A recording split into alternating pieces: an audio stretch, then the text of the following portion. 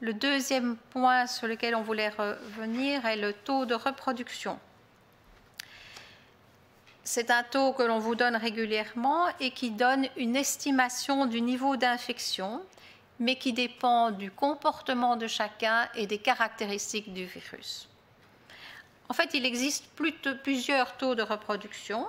Celui dont on parle souvent, c'est le taux de reproduction de base, qui est le R0, qui en fait correspond au nombre moyen de personnes qu'une personne malade va contaminer, mais dans une population susceptible dans laquelle on n'a pris encore aucune mesure de protection et qui n'est pas immunisée.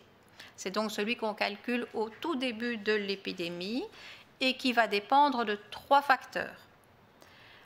La durée de la contagiosité après infection, pendant combien de temps une personne est-elle contagieuse, la probabilité d'une infection après un contact entre une personne infectée et la personne susceptible, la facilité d'infection, et le troisième facteur est la fréquence des contacts humains.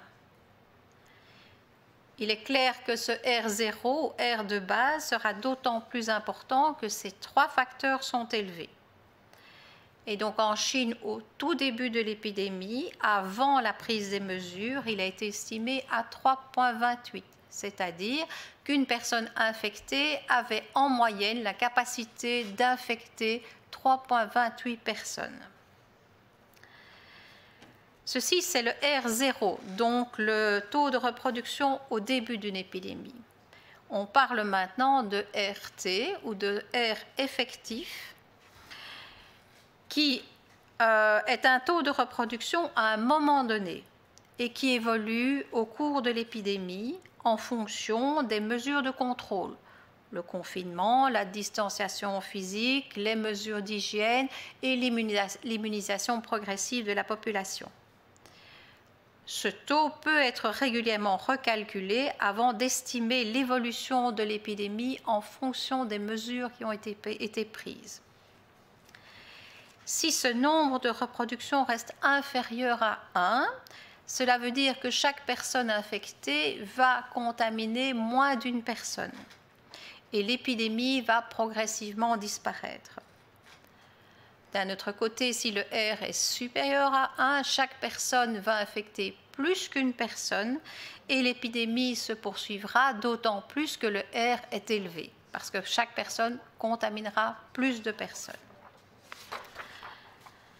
Le but évidemment des autorités est de faire baisser au maximum ce RT et de le maintenir en dessous de 1 afin de contrôler l'épidémie et puis la stopper. Alors, ce taux de reproduction RT peut se calculer principalement de 2 manières qui sont complémentaires et ont chacune des avantages et des inconvénients. On peut l'évaluer en fonction du nombre d'hospitalisations ou en fonction du nombre de cas positifs détectés. Pour l'évaluation au niveau national, Sciensano a choisi de calculer en fonction du nombre d'hospitalisations. Et que c'est donc un paramètre qui est considéré comme plus fiable puisque le nombre de cas est répertorié tous les jours. C'est plus fiable a priori que le nombre de personnes détectées puisque ce nombre de personnes détectées dépend fort du testing et du nombre de personnes que l'on a testées. Alors, le nombre d'hospitalisations dépend de certaines variables, comme par exemple la dynamique des âges, la pyramide des âges, puisque ce sont surtout les personnes âgées qui sont hospitalisées. Alors, le R national vous est montré dans cette figure et vous voyez qu'en fonction des mesures qui ont été prises, ce R qui était élevé au début a fortement diminué, mais qu'il est repassé au-dessus de 1 récemment. Alors, on peut également calculer ce RT en fonction du nombre de tests PCR positifs, ce qui peut être intéressant quand le taux d'admission à l'hôpital est faible, car en fonction du nombre de tests PCR, ce RT est plus dynamique et il traduit mieux la propagation du virus dans la communauté.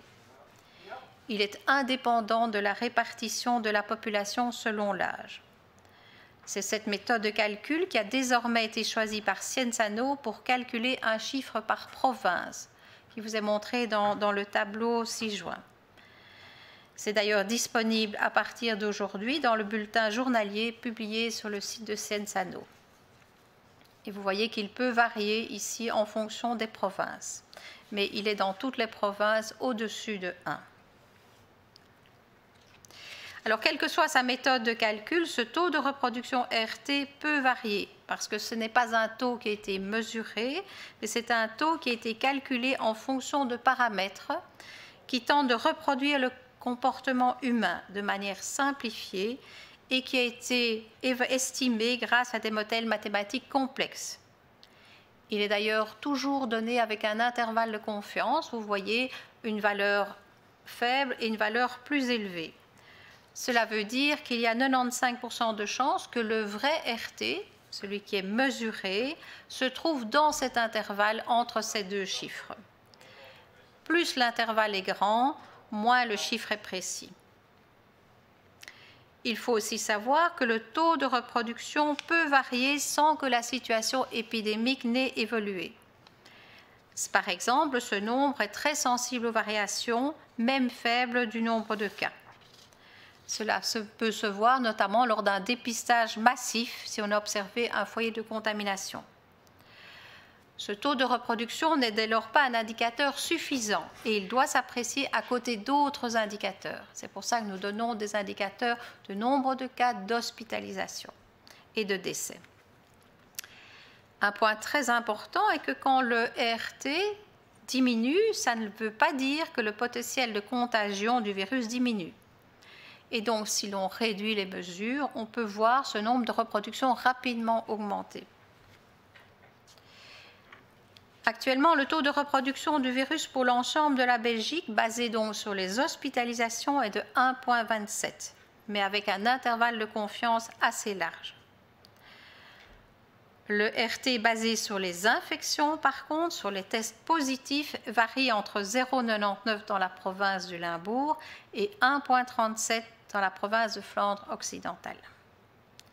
Je vous remercie pour votre attention.